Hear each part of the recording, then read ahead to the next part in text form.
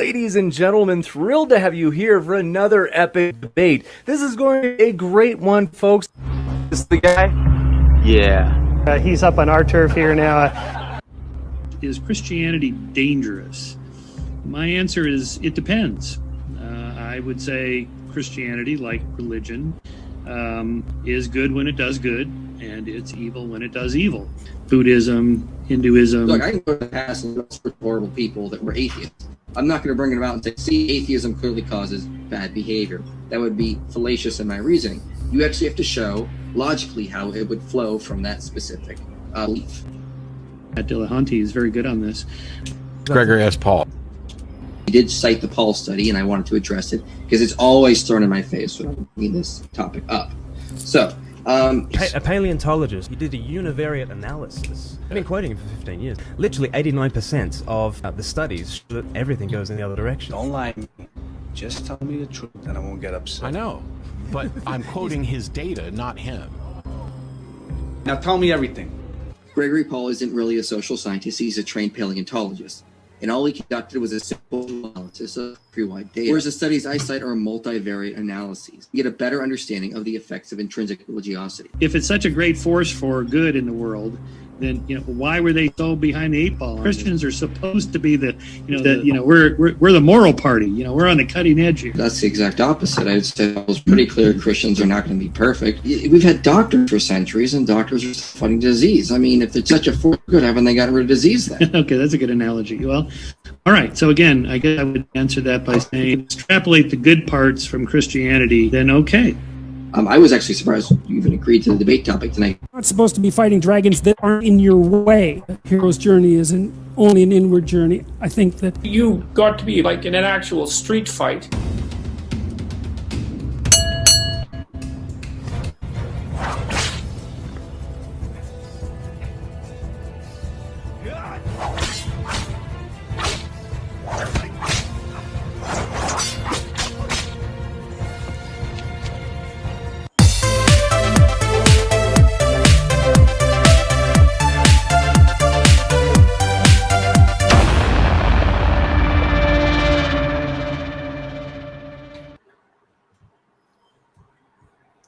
Very classy. Guys? I seen you laugh in the background there. Yeah. What do you think there? What? I found this VHS, you guys, at a yard sale. I never knew that Inspiring Philosophy was in a movie, but when I seen this, I had to pick it up. So yeah, it's a couple of clips from the actual movie. Anyway, you guys, tonight we have Inspiring Philosophy and a baby, obviously. My wife had to go into work tonight, and unfortunately my wife's a nurse and she's working third shift tonight. As soon as I got IP on, my baby decided I'm gonna wake up. So anyway, I'm gonna let IP introduce itself. Who are you? Who am I? Who are any of us, really, is the question. So I'm Michael Jones. I run Inspiring Philosophy, and I do a lot of videos on Christian apologetics. One topic, like kind of what was in that opening thing, is on if religion is harmful or not, specifically Christianity. And kind of comes from a recent debate I had back in January, I think, with Michael Shermer on the topic. And so, yeah, I do a lot of stuff like that. I think even when we scheduled this, like back in June or something, like you had just watched a conversation I had with like Godless Granny, and I was talking to her about a lot of the same issues, like why we know Christianity is quite beneficial to society and whatnot. Right, yeah, and I was on her channel as well, and so I thought we had very similar opinions. I think actually, I've watched a lot of your content over the years, but not nearly enough to know how close we actually were in our views, I think, and so it was surprising to me. So why don't you tell us, what is your channel about? Like, what is your goal on YouTube? Because I know my channel is kind of it's a really like laid back, lazy thing. Just spur of the moment, I come up with something, But yours seems a lot more planned and thoughtful. What's your goal? Yeah, my goal is to make like a library of videos that would defend Christianity from various aspects.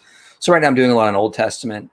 I've done a lot of New Testament arguments for God's existence, videos on the benefits of religion, whatnot. So just various topics and whatnot. So it's just sort of making like a video library of answering objections to Christianity and the evidence for Christianity and and related topics of that. So like an apologetics library, basically. Basically, and I think I've heard you say that before. Yeah. So one thing I want to talk about here, and I might walk away, or I might take my video off and go put him down here in a second. But so one of my things that I wanted to bring up, I have here in my notes, is I think that expectation setting is a huge problem in Christianity, and I think I learned it years ago in sales training that like you need to set people up with the right expectations, right? And so just to give you an example, I think that parents and just churches in general, they don't really give a lot of the opposition. And so I feel like their expectations of young Christians aren't really set. And so that when they get into the world and they come up against opposition, they're not ready for it, right? And so what do you think about that? Yeah, I mean, I totally get what you mean. I think a lot of times the church has just been sort of like sheltered in the Western world. I mean, it's just been a predominantly Christian culture for such a long time. It doesn't really feel like it had to deal with a lot of those objections outside of like academia and whatnot. But now there's a sort of a rise of secularism. There is a rise of atheism. And so now Christians are starting to deal with those objections more. And a lot of them are scared. A lot of them don't want to deal with it. A lot of them are kind of taking it from the wrong approach. And that can damage a lot of younger Christians and whatnot. So I think that is changing now. It just takes a little while for the church to realize what it needs to do. It's a slow process, but hopefully that will start to change over the next generation at least. Yeah, I hope so as well. And please let me know in the chat if you guys can't hear me well or something. But I mean, I can remember a friend of mine that I haven't seen in years calling me up and saying, hey. I don't know if I hear you. You can't hear me? Let me know in the comments if you guys my phone just did something weird. Let me just Sure. Take your time. You guys put your questions in the live chat. Yeah, can you hear me? What the heck happened? This happened before. It was like, try something now. Oh, can you hear me now? Yeah, I don't know what happened. Okay, cool. My AirPods have been acting up. I don't get it. Yeah. But yeah, I'm good now. Well, no worries. You guys put your questions in the live chat if you want to ask a question of Michael Jones from Inspiring Philosophy. And so, I just think about one time a friend of mine, I can remember him calling me up and being like, hey, we hadn't talked in a long time, and we certainly hadn't. And then he said, let's have some lunch, man. And I get there, and he basically was trying to talk me into a multi-level marketing thing. And yeah. I guess, and then I thought back to my years ago in sales training when they were like, set the right expectations up front, right? And that's kind of what I'm thinking with Christianity is like, man, we set these expectations in churches, and maybe this is my experience, maybe it's not for a lot of other people, but I feel like a lot of people in churches set up the expectations like, look, there's not any objections against Christianity that are even decent. And I think a lot of times that ends up hurting in the long run. Like I can recall, like the drummer in my band when I was in ninth grade was an atheist, right? And I remember asking somebody at a church, like, what is an atheist? And they said, it's a devil worshiper. So you can imagine when I asked him and he goes, no, it's just my dad never believed in God. My mom never believed in God. So I don't, but it's not like I even care. I don't worship anybody, and then I was like, well, that's not it. So anyway, it just seemed like an issue to me. Like, don't you, have you run into anything like that, I guess? Yeah. I mean, I think it's common that a lot of Christians have been sheltered and they're in an echo chamber and they just don't hear a lot of what's going on outside of that. That is kind of becoming the world today for everybody with social media. Everyone's sort of falling into their own little echo chambers now to the point where it's getting absurd. And you know, it's unfortunate, and we got to try to fight it, and that's why I try to have conversations with atheists as much as I can, debates as well. Right now I'm in school, so I've not had a lot of time to prepare for those, so I'm not doing as much. But when I get out, I'm going to try to do more, of course. And I think generally it's just the church is sheltered in a lot of ways. There's a lot of people who just stuck in their ways and don't want to change. Now, I think that's more with older people. I think younger people are more open to understanding that atheism is not devil worshipping. I mean, it's just rejection of gods. I mean, you don't believe in any gods. Nothing else more than that. Yeah, sure. So I guess the next thing that I wanted to touch on was, so what would you say is your most like controversial position on a topic? I like to ask that question because I get such diverse answers. I mean, it's kind of something you got to think of on the fly. Like, if you want to come back to it, we can. But like, no, I think I probably know it. It probably has to do with quantum mechanics and my inference from there to idealism. It's controversial. I get that because I argue consciousness. Yeah, I argue consciousness is necessary to collapse the wave function in quantum mechanics to reveal physical particles. I follow physicist Henry Stapp in that, who argues that consciousness ultimately will cause collapse in that. So, and I'm an idealist, so I say consciousness is the basis of reality as well.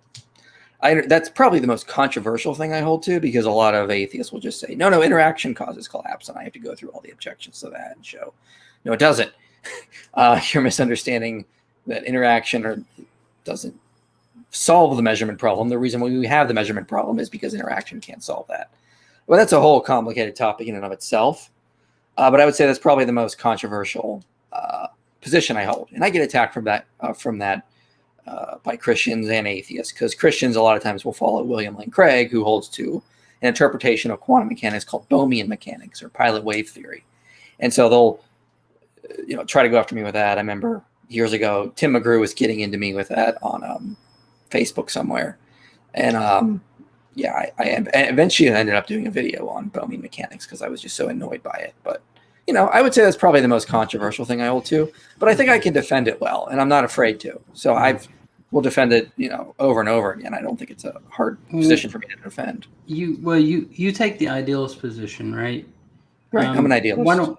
So if you don't mind, would you explain idealism for people who aren't familiar? And then if you would kind of break down your view of it. I'm going to walk right here and put him down, but I can still hear you. Yeah, so there's multiple views of idealism. Basically, the way to understand idealism is to compare it to the other major views. So you got physicalism, which says all that is matter. You got substance dualism, William Lane Craig and J.P. Moreland, Richard Swinburne take, which just says there's mind and matter. There's two substances, and they interact somehow. Then you have me on the other side over here, who says that there is no substance dualism. There's only one substance, but it's not matter; it's mind, and everything is contingent on mind. So there's various views of idealism, like absolute idealism, subjective idealism, all sorts of different views on the topic. Then there's the epistemic idealism, which is something else entirely different from what I'm talking about, which is more metaphysical idealism. But I call myself a dual aspect idealist. And what I mean by that is I would say that you have mind and matter. Okay, matter is reduces to information that is contingent on mind. So you might compare it to like computer code. You have a video game and the computer. Well, the computer is the actual substance, and then it can create these emergent virtual worlds. So likewise, our world would be like a virtual world, comparing analogy kind of thing. It's contingent on mind, which is like the actual substance. So everything reduces to information. So matter will reduce to information, which is contingent on mind. So I would call myself a dual aspect idealist, following the philosopher Keith Ward on that. So everything is mind and substance-wise, but it has two aspects to it. There's mind and then information from which matter emerges from. Yeah. So, okay, great. Thanks for kind of explaining that. I really haven't went too much into idealism. I do follow Johann and Roth's YouTube, and I've heard him Yeah. do several debates. Him and I disagree on some of the particulars, but yeah, I know what you mean. Sure. But I, you know, I guess I think about the Kantian view, right? More. I guess that's more what I'm familiar with, and so Transcendental idealism, yeah. Yeah, something like that. Or I think, did Leibniz have a view like this as well of idealism? Yeah, this is a little different though, because sometimes the way they write, they're talking more about the epistemic form of idealism, which I'm not really an expert on when it comes to that. It's a little bit different in terms of there. But I would call myself like a metaphysical idealist. So I do believe everything reduces to mind. So I don't have anything else to really say about that. I mean, other than like Kant's transcendental idealism is separating phenomenal and noumenal, which again, not really my thing. Not really what I would. Not something I'm really that interested in, I guess. I'm more interested in the metaphysical aspects or views of idealism.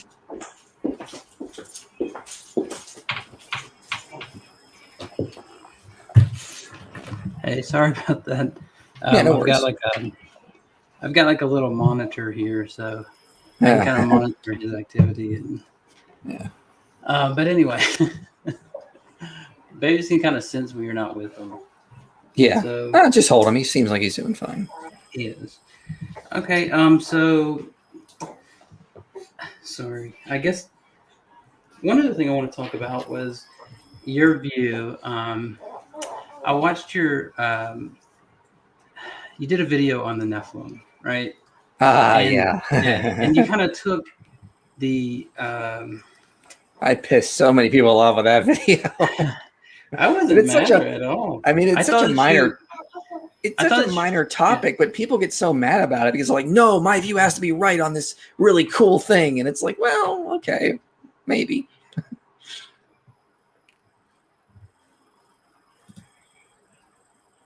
I think you're. Yeah, sorry. Yeah, no worries. He's a little bit cranky. I like to do it on this side better. Sorry for you guys for watching. So I guess you take like a priestly view. Is that right? Yeah. So I'll explain my view really quickly. So a lot of people, when they hear of the Nephilim, a lot of people follow like scholars like Michael Heiser on this, and that there's sort of like Genesis 6:1-4 talks about this time when like angelic beings, the sons of God, came down and mated with women, like actual human women, and they produced this offspring, these giant creatures called the Nephilim. So they're like half human, half angel. Is kind of like how people think of it. Correct. That's kind of look at it. I don't take that view. My view is a different. Some people also take a different view, which is like it's just they'll take the Sethite view, which is this idea that there were the sons of God refer to the sons of Seth. And the daughters of men refer to these daughters of Cain, these two groups from Genesis 4. And they started intermingling and mating, and, then they produced the Nephilim. I reject both of those views. My view is that sons of God in this passage refers to kings, priests, or rulers of the time who started becoming polygamous. And so they polygamy is a sin in the Bible. I will fight me on it. I don't like it when people bring up, David was. Okay, well, that doesn't mean it was right. There's plenty of places I can point to. But they were polygamous and they produced these Nephilim. And so the reason I take this view is because there's many reasons. I have a video on it. But the internal context just gets me. If you read Genesis 6:1-4, it says, the sons of God saw that the daughters of men were beautiful, and they took as many as they wanted as wives. The very next verse says, then the Lord God said, my spirit shall not strive with man forever. Okay, well, that seems to qualify that God is mad at humans, not humans and angels or humans and divine beings. Then it says the Nephilim were men of renown, literally translates as men of the name, which means they were prideful type men. They were warriors and they were prideful. I mean, for example, mighty man, Nimrod from Genesis 10 is sort of given like the same kind of description, or is described in similar ways. And he's just a man. He's a descendant of Ham. So it seems that everyone were just men, and the sons of God in this passage are just described as men. And then I also draw from external context, the surrounding context, and whatnot to make this case. So I think it refers to polygamous rulers, and it just adds to the sin of the ancient world. Not only was everyone violent, there was also polygamy. Women were not being treated as they should be. They were no longer treated like daughters of Eve. They were treated like, property. And so men were just taking them as whoever they wanted. And so it just contributed to the sin that brought the flood about. And my view is that the internal context seems to support that the most. But as I also say in the video, it's a vague passage. I could be wrong. It's not a hill worth dying on. Yeah, so I guess a little pushback would be something like, because I have, obviously I had Dr. Heiser on about, a month and a half, 2 months ago, something like that. And I guess from reading his book, it seemed like the pushback would be something like, well, if you're trying to explain who the sons of God were, right, and you say that it said the Nephilim were men of renown, well, that makes sense because the offspring, the Nephilim, were men, right, of renown. And so I guess that would kind of be the, I guess the rejoinder there is just that, well, they were men because they're the offspring, but then that leaves open who the sons of God were, right? Right. And so like, again, as I said, verse 3, it just says they're men. So that would be my response. It's like, it just says that men produced men of renown. Okay. So, and the, well, I guess what about the distinction between the sons of God and the daughters of Adam? Because the word for man there is Adam, right? It means like mankind. Yeah. So this is the biggest objection to my view on this, is because anytime the phrase sons of Elohim shows up in the Bible, right, it refers to divine beings, at least as far as we can gather. But we know that from the immediate context of those passages, like I believe it's Psalm 82, place in Deuteronomy as well. The immediate context suggests that that phrase in those passages refers to divine beings. But the immediate context in Genesis 6:1-4 also gives us a different meaning. So if the immediate context of places like Psalm 82, Deuteronomy 32 suggests that in that passage the author means them to be divine beings, why doesn't the immediate context for the other author in Genesis 6:1-4 all would support or define what the term means there? So yeah, I can agree that the immediate context in like Psalm 82 refers to divine beings. I've changed my view on this over time. I used to take James White's view on that. Now I take Heiser's view on Psalm 82. But when it comes to Genesis 6:1-4, the immediate context also seems to suggest that this time the author, I would say a different author than the other places, like Book of Job, for example, this author refers to it as kings. And, in the ancient Near East, and I do this in the video, there are times where someone is referred to as a son of a god, and it refers to them being some sort of king or a priest, some sort of ruler. So you could be like a son of a god and be a ruler. So in my view, it just sort of looks like these sons of God sort of looking down at their population or the people they're ruling over, and they decide to just start becoming polygamous. And also, you have to remember the narrative has a break. Between Genesis 4 and 6, we have the genealogy, but really the narrative continues from Genesis 4 to 6. Genesis 4 ends with Lamech, who became polygamous. He started taking multiple wives. It seems, if we're following the narrative, for the author to pick up right there in Genesis 6 and say, and now even all the good rulers that were supposed to shepherd mankind, they are also becoming polygamous. They're taking as many women as they want. Now, again, it's vague, but that's how I tend to see the passage. Okay. Yeah, I mean, I can see your position on that. I don't know if there's enough there for me to be convinced, of course, but you're not trying to convince me. But I'll say I interviewed Dr. David Falk, and he takes a very similar position that he thinks they are like Naditim, like class priest. Yeah. Yeah. And so that's very much in line with my view. I just, priest rollers, I mean, that's even less of a problem for me. Right. And so I think, because we both agree that the Sethite view is like the worst of the three. Yeah, I mean, I wouldn't take that view. And my very reason for rejecting it is because God never says, the line of Seth cannot intermingle with the line of Cain and take wives. I mean, they still are sons of Adam. It doesn't mean, you know, they're rejected or they're cast out. I mean, Cain technically was cast out, but that doesn't mean like God has like entirely rejected them. I mean, the context of Genesis 4, you know, giving the mark of Cain suggests God is still sort of watching out for him in that line, even though they became corrupt. So yeah, I've always sort of rejected that view. Okay. So I did want to ask you as well about, and I don't want to hold you up too long here because obviously you got things to do, and I got this baby. But you seem a little busy yourself. Well, hey, you know what? It makes the video fun. So it's like I'll lay him down now that I'm kind of working first and third shift. As you know, I'll lay him down, and then like maybe 5 minutes later, he'd be like, "I'm getting back up." Yeah. But anyway, so I guess one thing I want to talk to you about as well is virtue ethics. You know, I'm about to do a bunch of videos on that. Well, it's interesting because not too long ago, you did make a post on Twitter or something about why you think that biblical ethics are in line with virtue ethics, or that's what should be taught by the Bible. I've traditionally taken more of a deontic view, and I think a lot of Christians have. But over the last, I don't know, 6 or 8, and I haven't really seen you do anything on it. Have you done anything on that topic yet? Well, I'm about to. I have a video coming out in November on virtue ethics, and in December, I will make a video arguing that the New Testament teaches virtue ethics. So I have some stuff coming out. Yeah, before you go into that, like, what are your thoughts and everything?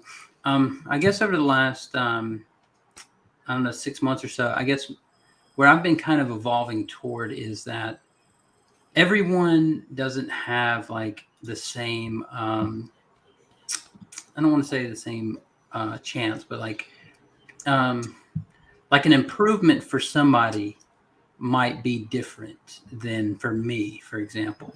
For me to not do drugs, just to give an example, is not really an improvement because I don't do drugs. But I did in the past, and so that was an improvement for me, right? And so what I'm thinking is something like,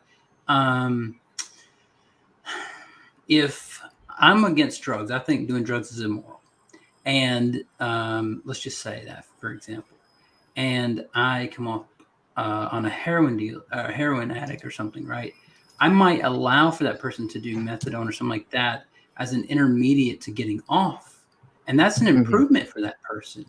And I kind of think of that like when Christ says that, like, God gave you that, or Moses gave you that law because of the hardness of your heart, but it wasn't that way from the beginning. You see what I mean? Right. I kind of see it like everything was in order. God created everything very good. You had an orderly garden, and then disorder entered. And because of it, such a disordered state, that people can improve, right? What do you think about all that? No, I think that's a great analogy with the methadone. I might use that. My general view as I went through my Genesis 1 to 11 series was just that you see this sort of degradation of the culture. So by the time you get to Abraham, I mean, the culture has been just so degraded that God cannot just reestablish Eden. It's just not going to happen. So he's got to use incremental steps to bring humanity back to a more enlightened understanding of ethics and whatnot. And of course, that's my view of the Torah. So when the Torah talks about slavery and not treating women entirely ethical, it's because God is working in a culture to sort of make it better. This is John Walton's view as well.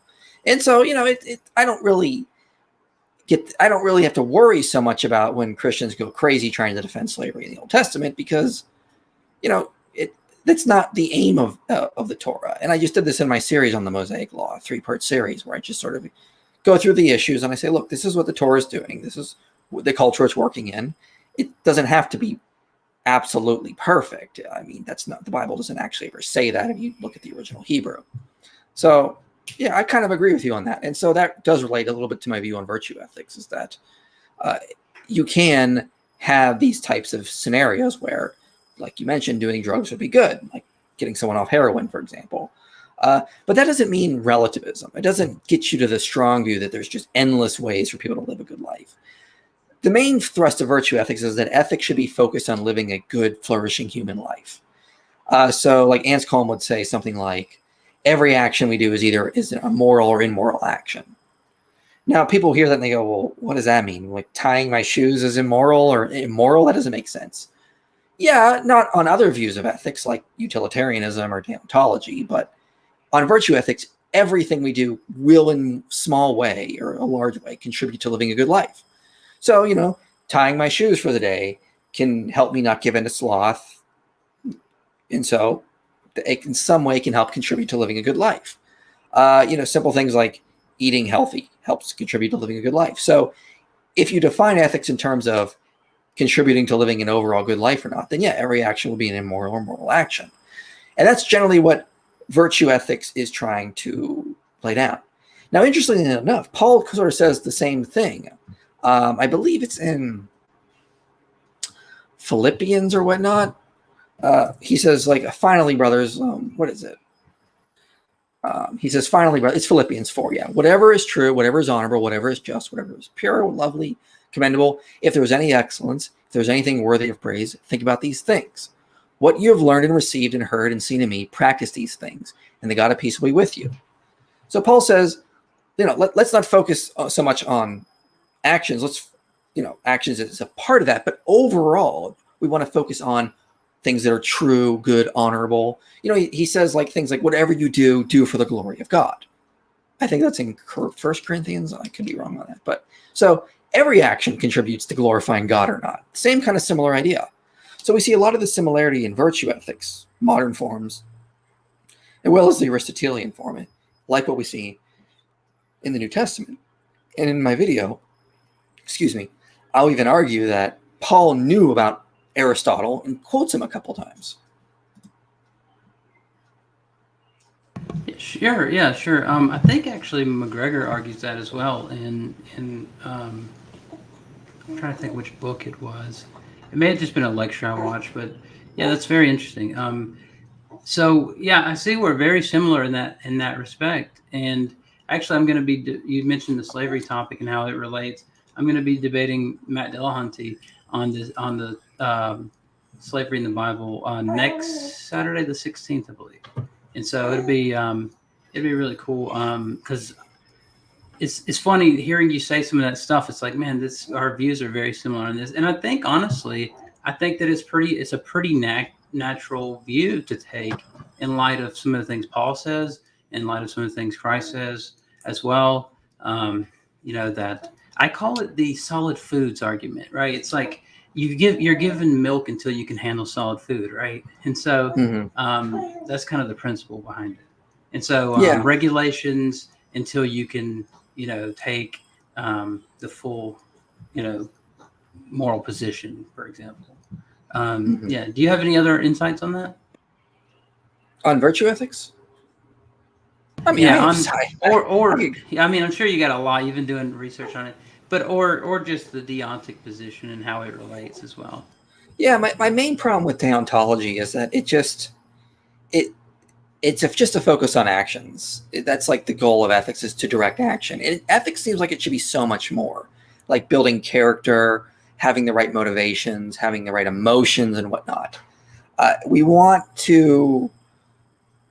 ethics to do more for us. Like we feel like it should not only make us or help us do the right things, but also think the right thoughts. So like Jesus says, like, you heard that it is wrong to, you know, commit adultery, but I say you cannot even commit lust in your heart. Like, the general idea is you can't just do good things. You have to do good things, but you also have to have the right character, the right thoughts, the right emotions, the right heart. So this is sort of why I've come to take virtue ethics. I think the New Testament sort of was pointing me in that direction already, which is that, you know, there's more to ethics than merely directing action. And, you know, I remember one of my teachers my professors last semester was saying, like, the problem with a lot of deontology views is it sort of fetishizes, you know, moral laws. Like, I'm going to do good because it's the right thing to do.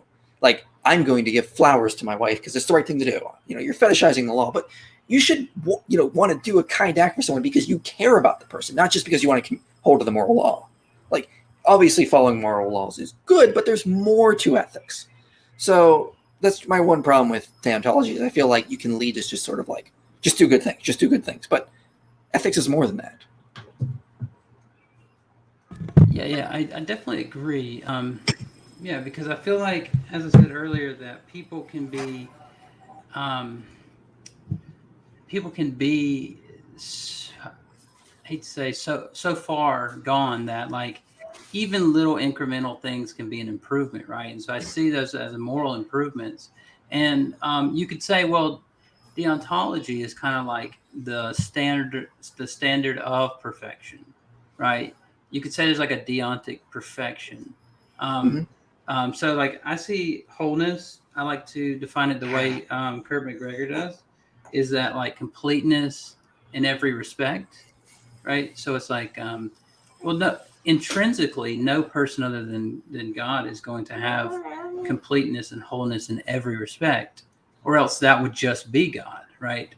But I believe that people can be extrinsically perfect, meaning that, for example, this desk doesn't have the quality of being luminescent, but when I turn on the lights, it can extrinsically exude the light from a light source, right? Yeah, and I don't say deontology is wrong per se. I just say it doesn't capture everything that ethics is. Same with like consequentialism.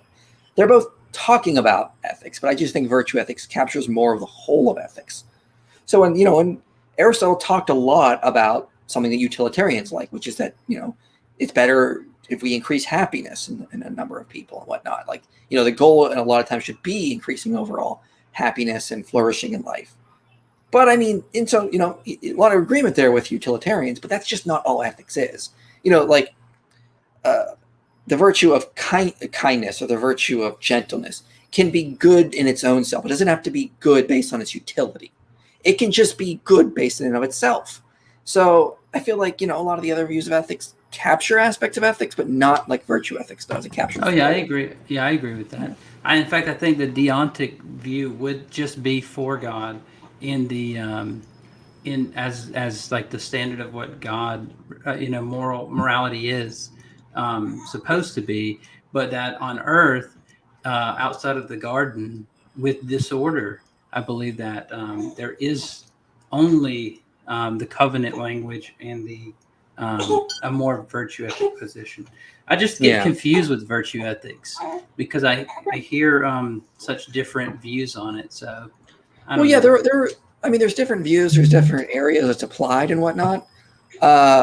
Hopefully, I can clarify that with my November video where I just sort of lay down the gist of it, the general idea of what it's trying to get across. And what I refer people to is just remember Galatians, where Paul says the fruit of the Spirit is love, joy, patience, speech, kindness. The goal is to obtain that type of quality of character. You want to be the kind of person that's loving, gentle, kind, and whatnot. That's what virtue ethics really focuses on. It's about building the type of character.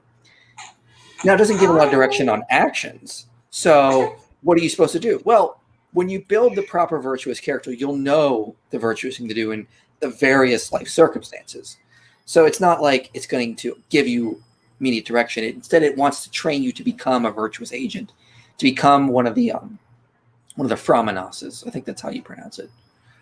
You're just the wise agent who just knows these types of things and knows how to act.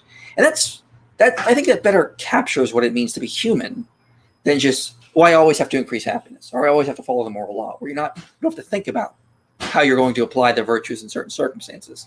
Humans, we want to grow in knowledge, and I think virtue ethics captures more about what it means to grow in knowledge and become a human. We're going to grow in knowledge of the virtues to the point where we will know the right thing to do. In other words, we could say we will become a law unto ourselves.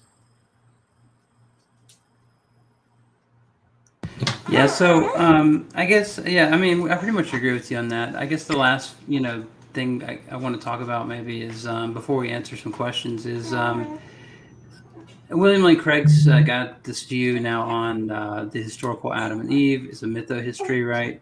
I had Dr. John Walton on, and I've taken his position on this. I really like his position that Adam and Eve are archetypal representatives in a sense that, like, they were the first. And are you familiar with his position on this? No, I've never heard of him. Okay. Well, I know you know him pretty well, but I didn't know if you're familiar with his position per se. Yeah, I take his position basically on this. Okay. I mean, I think Adam and Eve are real people, but they also represent all of humanity. You know, that's kind of a lot of the way the New Testament language portrays Adam as like the first priest and whatnot. And so they represent mankind as like an archetype, but they were also two historical people that the biblical authors are drawing back on to use in a lot of their theological statements they're making. And, you know, Genesis 1-3 is ripe or filled with theological points and whatnot. Like, one of my favorite theological points you really get from Genesis 3 is that humans are sort of midway between animals and God. Like, this is also something Thomas Aquinas sort of gets on as well. But, you know, humans, we don't have immortality like God does or like the divine beings do. But we have knowledge that is like the gods in some way. So like if like the ancient author could see us today building, you know, rockets and cars and combustion engines, they'd be like, yeah, I said, you know, you are basically like gods when it comes to knowledge. You can do amazing things. We are humans are niche constructors, like par excellente, or however that Latin phrase is. We are just excellent at constructing environments and shaping things. Yeah. But at the same time, we still have this animal mentality. We can get filled with rage, and we can use our wisdom to make weapons of mass destruction and cause horrible wars and genocide. So we're like, we are like the gods. We are like divine beings. We are like gods, and that we have this really interesting knowledge and whatnot, and we can develop language. But we still have this animal nature that's a part of us. And I think Genesis 3 is trying to get on that in a lot of ways. Like, you know, you humans are, you know, you're not immortal like the gods, and you still come from the background. You still come from nature. You come from the ground. You were among the animals and whatnot, and now you're sort of different. You're sort of somewhere in the middle. You don't really belong with the animal, but you don't really belong in Eden with God right now, because you're still immoral in so many ways. And so we're sort of like in limbo in a lot of ways, if humans sort of feel like. And I feel like that's what the ancient authors are getting at. Humans are different. We're not like animals, but we are. But we're not like God, but we kind of are in other ways. It's, you know, and this is Thomas Aquinas kind of puts on. We have an animal nature, but we're also angelic in some ways. You know, it's humans are somewhere in the middle there. Yeah. So, I mean, yeah, that's why I like Walton's views, because it's like, he's not saying that Adam and Eve never existed, right? He's saying that there were whoever the two, you know, archetypal figures were that are represented by the names Adam and Eve. And he makes a good point that, like, if Adam and Eve were like these people, like the fundamentalists think of them, why are they never mentioned again in the Old Testament after chapter 5? You know, and I thought about that. And I'm like, that just, like, why didn't somebody, you know, why weren't they mentioned? The garden's mentioned. They're mentioned in Hosea, I think. I think Adam is brought up a little bit. A couple times in Hosea. I think Ezekiel, second Isaiah, I think as well. Maybe. I don't know. Because here's the thing is, I know the garden's mentioned.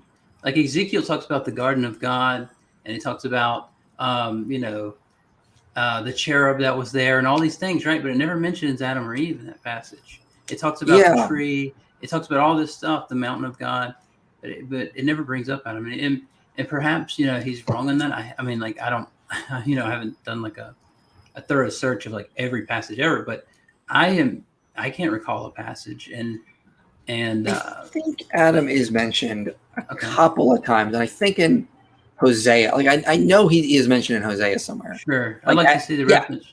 But yeah, Hosea 6:7. Adam, but like Adam, they transgressed the covenant. There, they dealt faithless with me. So so he's brought up in Hosea. Yeah, gotcha. Okay, well, there's very scarce references that we should say then. Right. Yeah, Adam and Eve, which are supposed to be right, like the foundational figures, right? Mm-hmm. Very scant references to them. But yeah, that's and I wonder though, because you know, Adam is often used as a term to represent mankind, of course, and so I just wonder about that passage, but I would definitely look into it. And so let's turn now to audience questions, and we'll answer a few of those before we can get going. Are you able to see the chat there on the side? Yeah, I can see it. Okay. I've got some questions here saved. You guys, if I missed your question, I may have, because there's so much going on. You know? But I'm going to just start from the ones I've got. And if you've seen any that you like as well that you want to answer, I missed, just let me know. And you guys repost your question. We're talking with Inspired Philosophy. If you haven't hit the like button, please hit the like. If you haven't subscribed, go to his channel and subscribe. Great content. Yeah. So the first question that I have, what is the beginning in Matthew 19:4? If both genders come from an evolutionary process of differentiation, what did God create?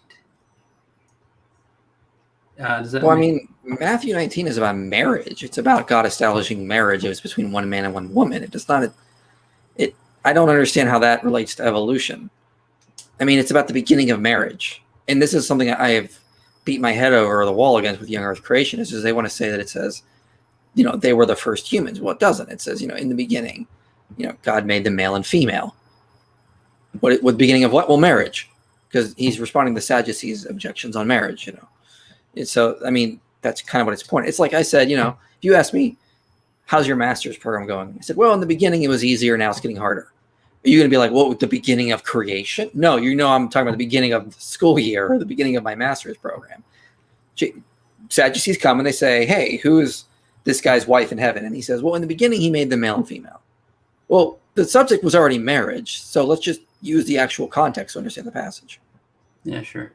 Yeah, and I want to say hey to everybody that's in the chat. Really appreciate everybody coming to check this out. I seen Slam RN, Brute Facts, White Girl on Instagram, Black Screen, Rob from Sentinel, Gavin, a lot of people. David Neff, remember, of course, and then Nick Quaint. Actually, Nick Quaint was supposed to be on. We couldn't get a good schedule, but we're going to have Nick Quaint back on. Speaking of him, one question for you is: I asked you when you were on Godless Granny's channel, had you read because she was talking about women in the Bible. I asked you, had you read Dr. Kurt McGregor's article on 1 Corinthians chapter 14? Have you read that yet? No, I completely forgot about it. So it's amazing because it's so interesting to me. He says, and this would just be quick, and then we'll go back to questions. He says, if this is Paul's position, he thinks it's a quotation. So right, I agree with that. Quoting their letter, right, and then refuting it.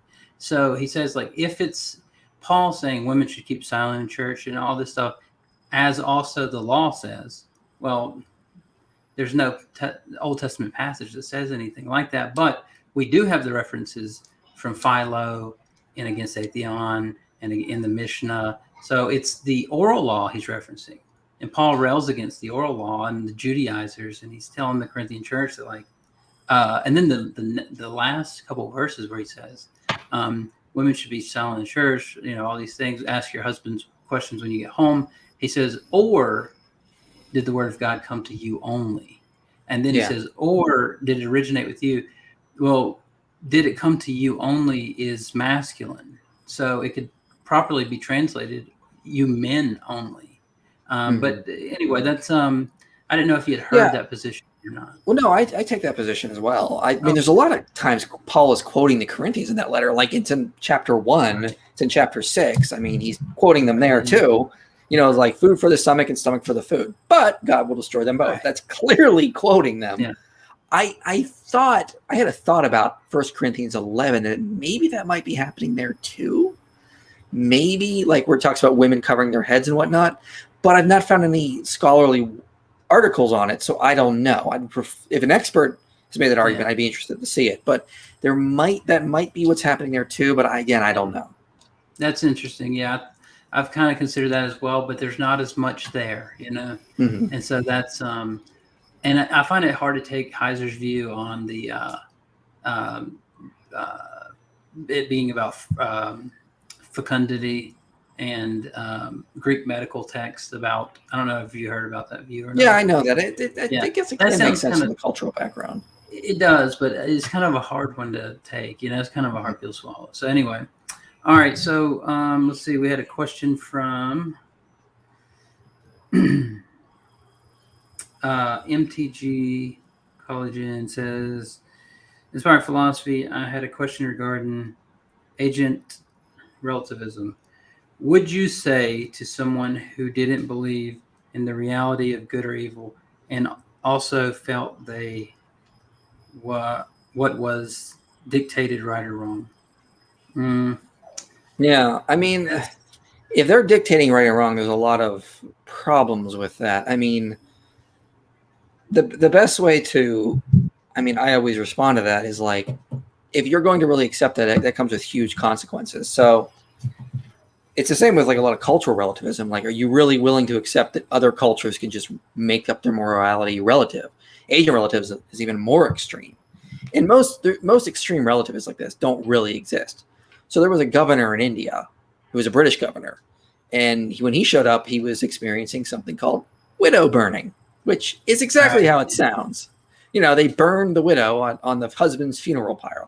And a lot of widows did not go voluntarily. They were dragged kicking and screaming on the pyre because, you know, and of course he was shutting that down because he's a sane person. And so someone came to him and said, but sir, this is our tradition. This is the tradition of the land here in India, which was like, I think Pakistan at the time. And he says, well, in my land, we also have a tradition where we hang men that burn widows. You keep yours and I'll keep mine. So what if my Asian relativism is that I should enforce my morality on other people, or I should dictate things that are unfair? Most people are going to reject that. Most people do accept a sense of fairness. Like this idea, like I remember one of my professors said, like, if I'm just going to give grades out randomly and not based on merit, typically the relativists in his class would be like, well, that's not fair. But he said, but it's my morality. Who really cares? So I think the best way to deal with Asian relativism is just sort of to show the conundrums it creates, how counterintuitively it works, and how it just doesn't apply or work in reality. You know, honestly, if you were really a relativist, you got to accept something. Like there's somebody in this world right now doing something that you disagree with, right? And you think they should stop, regardless of how they think about it. Take female mutilation. I mean, I think there are people that think that's okay, and I think they should stop regardless of how they personally think about it. But if that's the case, then they kind of have to agree with me that morality is not based on your personal opinion or the way you personally set things, but on something beyond the ancient. Sure. Yeah. I mean, I can agree with you there. Ron Stevens asked when I'm going to release my band's EP. It's probably not going to happen for a while. Let's see. I'm too old right now. And you guys, Inspiring Philosophy, if you're not subscribed, it's got a lot of content. I looked on your channel. I was like, wow, you got more than I knew. Like, you put out quite a lot of stuff. We have Gavin Hurlman had a question for both. There's much noise coming from Yex about free grace and OSAS at the moment. Do you have a pithy biblical response to this false teaching? I don't. I'm confused on the context. Once the OSAS is once saved, always saved. Oh, I mean, I don't. That's something I don't really get into because it's like a doctrinal dispute among Christians, and for me, I'm not convinced either way on this. I don't think we're going to be privileged to that in this life, regardless. Okay, sure.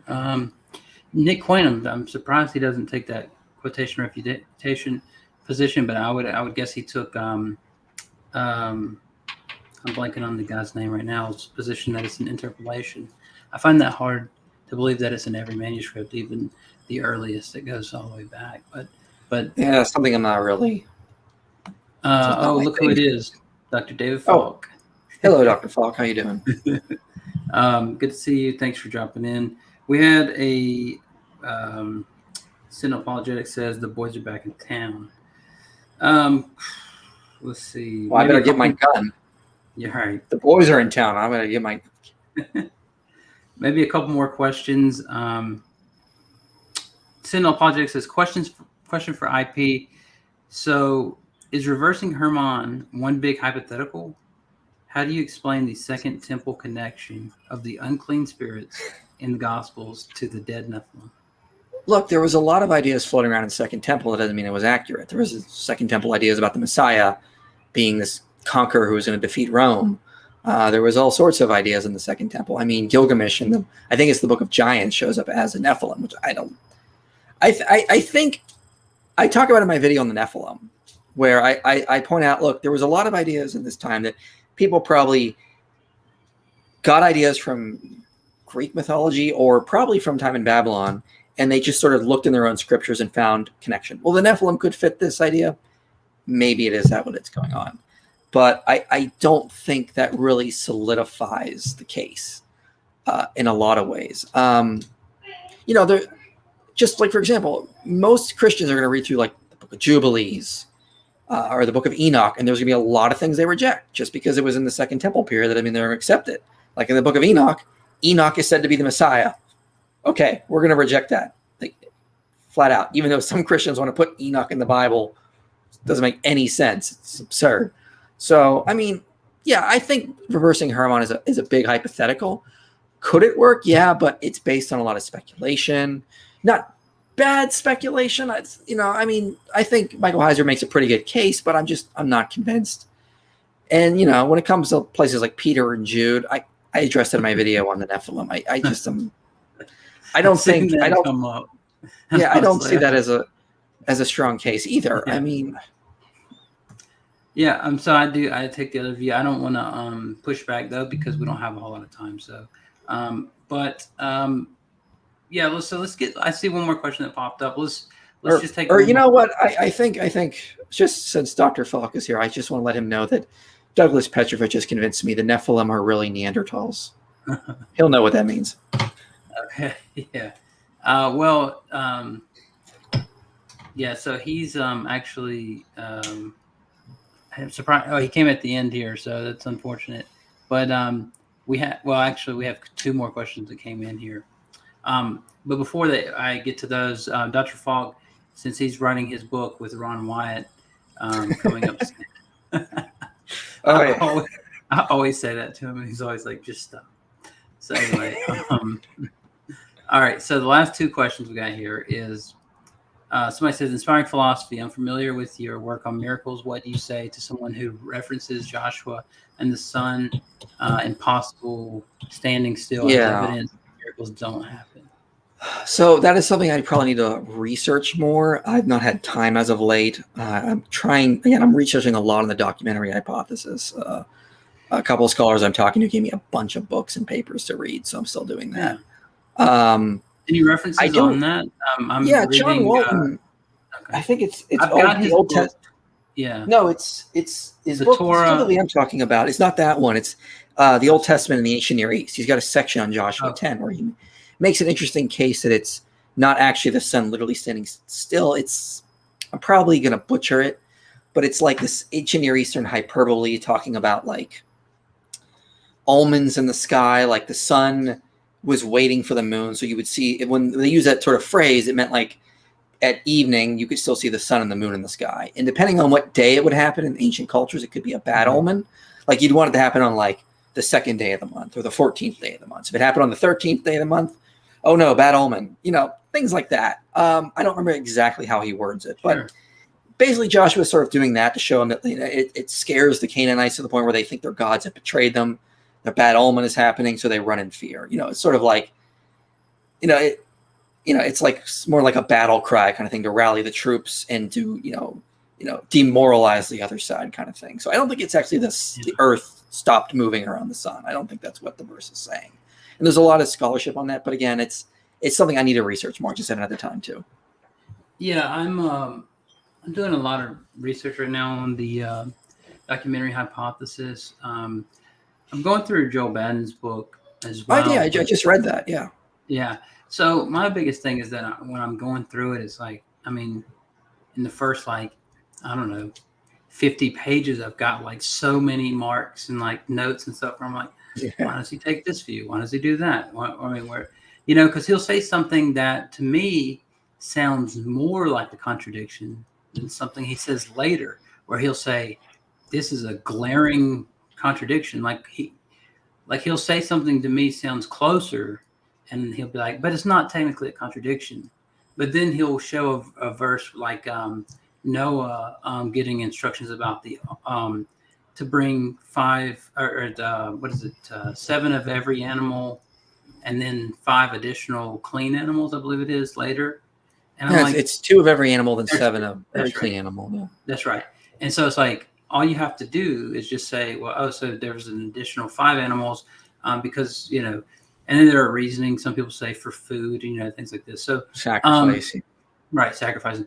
So, but he says this is a glaring contradiction. And I'm thinking like it doesn't. Oh no! I'm having a bad dream. Well, yeah, I just don't. I agree with to you. To me, yeah. contradiction sounds like A and not A. Is there something I'm missing in tech in like? No, I mean, Richard Averbeck wrote a chapter in a book I read called Paradigm Changes in Pentateuchal Researches, and he's just sort of like, he's not talking about this specific area, but he says like a lot of neo-documentarian proponents sort of turn molehills into mountains. They'll find things that they think are problematic, and really they're not. If you just you're a little more charitable with the text. I like Baden's book. I really did. For example, he does attack he attacks other source critics for relying too much on style. You cannot divide up text on style. That can only be a secondary type argument. And his approaches, I think, is better because he's trying to divide up on narrative structure. One of my biggest problems with source criticism is that it tends, and I think Richard Averbeck even made this case, is it tends to treat a lot of theory as evidence. So you got a theory the text can divide up this way, but that's not the evidence. That's a theory you have. You got to show a little more evidence to support that. And there's a lot of really good criticism of the documentary hypothesis that is just out there that a lot of people don't know about.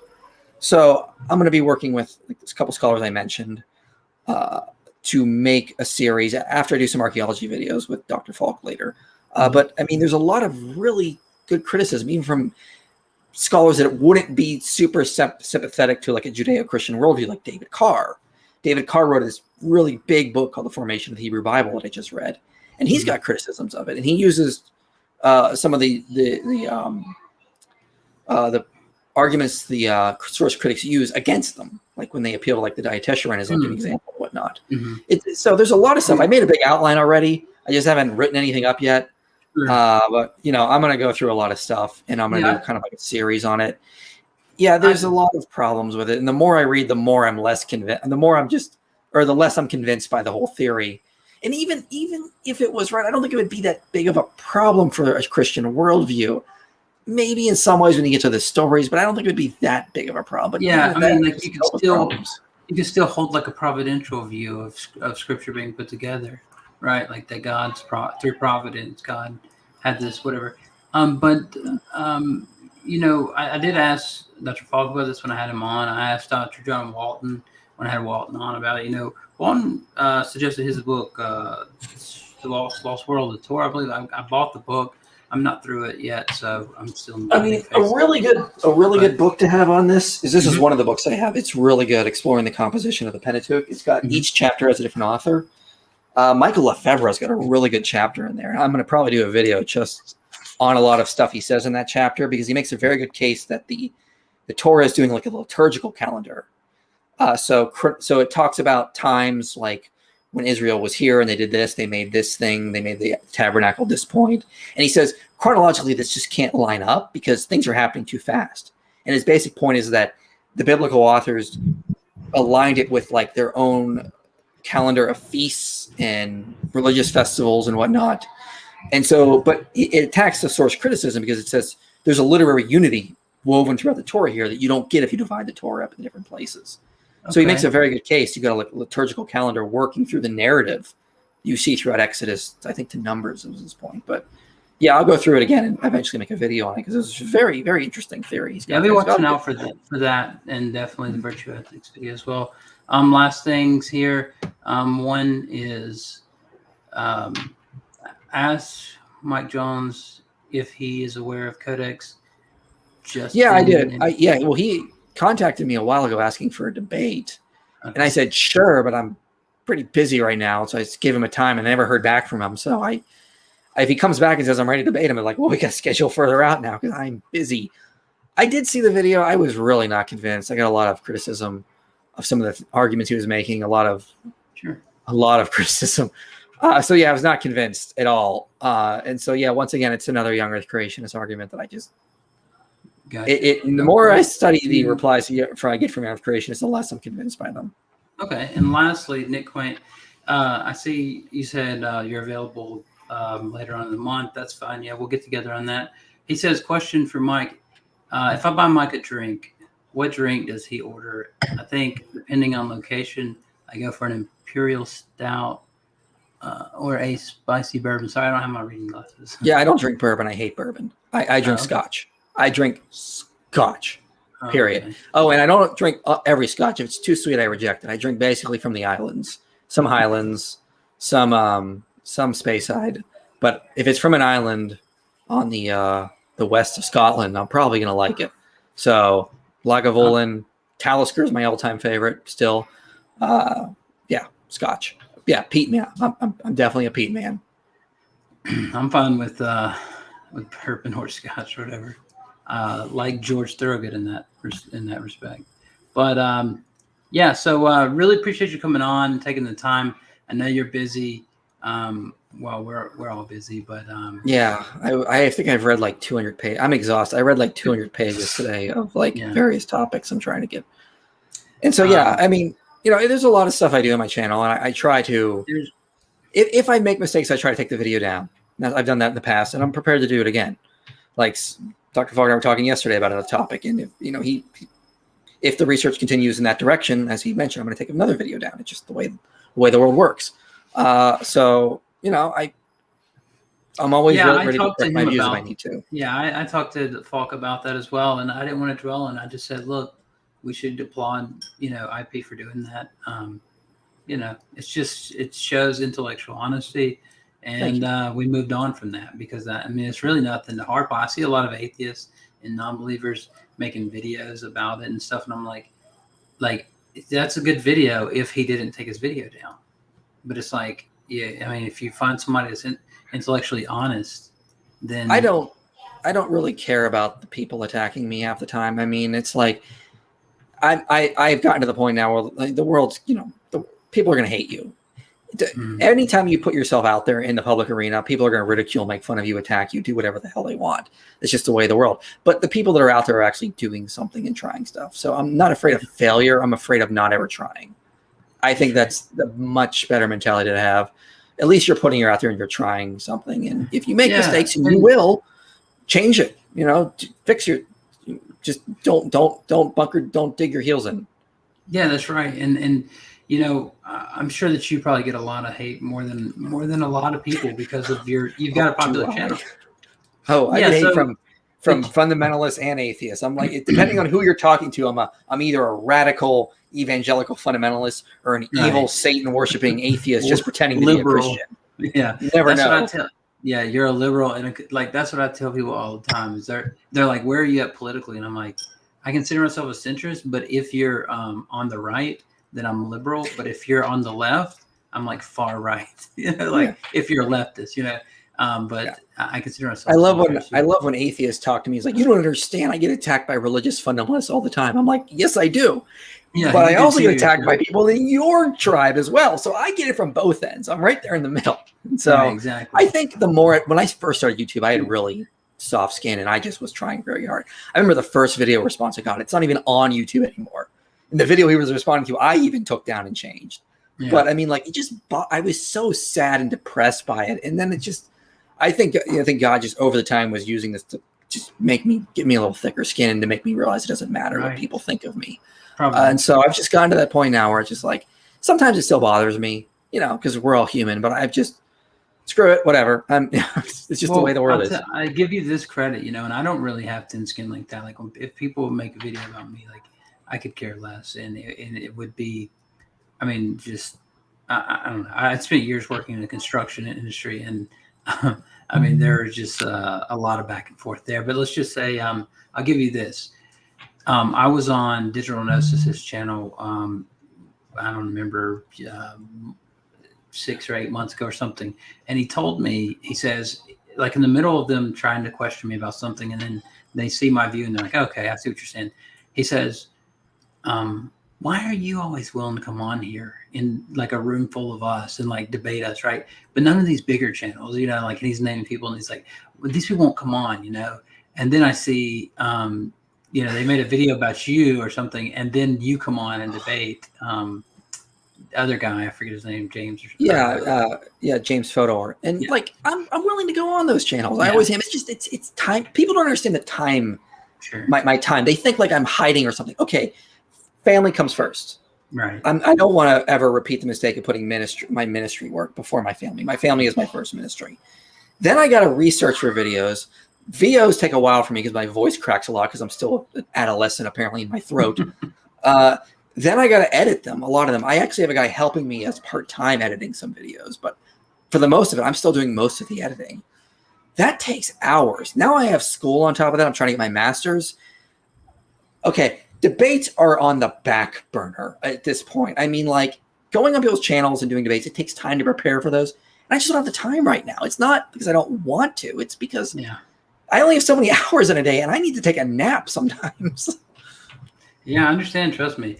So, with that, I just wanted to give you that credit because I thought about that. And, I really appreciate you taking the time, and we'll definitely have you back on. I want to talk about some other things. Schedule months out. Months out. I know. And I am working on VO scripts that I won't have, that will not be up until like January. So like I'm trying to work ahead. And so I've been trying very hard to stay there, but school is starting to test me. I might get behind. Yep. So we'll have Dr. Mike Jones back soon. It's not my name. In the next couple of years or so. I bet you heard your name a lot in the summer of 2005 or something like that when Mike Jones. No, never heard of him. 281-330 or whatever. Yeah. So anyway, all right. So thanks for coming, everybody. I appreciate you coming out. If I missed your question, I'm sorry about that. We'll have Mike back, and definitely was fun. Go and check out the VHS I found at the yard sale. It's Inspiring Philosophy. It's called IP Man, right? Is Christianity Dangerous? With that, I want to say thanks, everybody. Take care and have a great weekend.